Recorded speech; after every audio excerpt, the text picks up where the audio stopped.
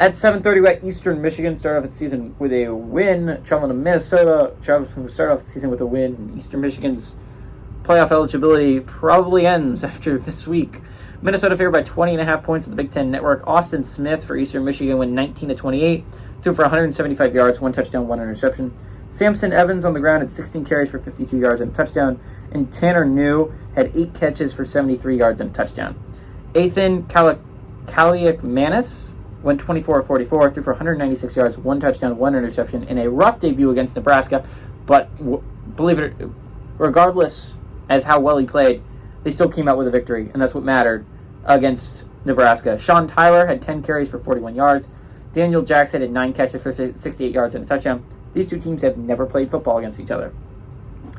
Minnesota's about to take a 1-0 series lead. Minnesota's defense is insane, right? Like, they're crazy. They're crazy great. Forced 4 turnovers last week. What defense does that? 4 turnovers. Crazy.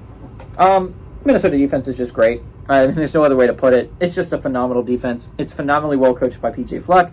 I'm worried about their offense this year. You had Tanner Morgan last year. Tanner Morgan, whether you loved him or not as a Minnesota fan, was a consistent hand at quarterback. He knew what throws needed to be made at certain times in a game. Kaliakmanis is going to be a little bit more rough around the edges. He's not going to be that polished as Tanner Morgan was for the longest time in his career. Minnesota's still a better football team. It's a much better football team than Eastern Michigan. And what's the great thing about if you're Minnesota is your next tough game is week 4. To be fair, it's a really tough game against Michigan, but that's your next tough game.